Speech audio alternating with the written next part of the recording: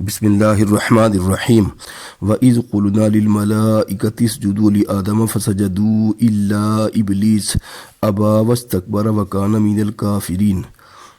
اور جب ہم نے فرشتوں کو حکم دیا کہ آدم کے آگے سجدہ کرو تو وہ سب سجدے میں گر پڑے مگر شیطان نے انکار کیا اور غرور میں آ کر کافر بن گیا۔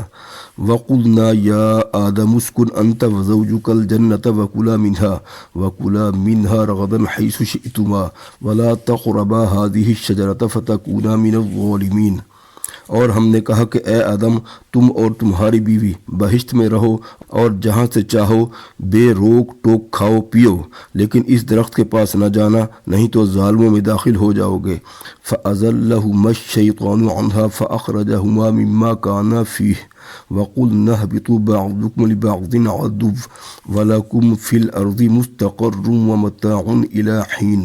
پھر شیطان نے دونوں کو وہاں سے پھسلا دیا اور جس عیش و نشاط میں تھے اس سے ان کو نکلوا دیا۔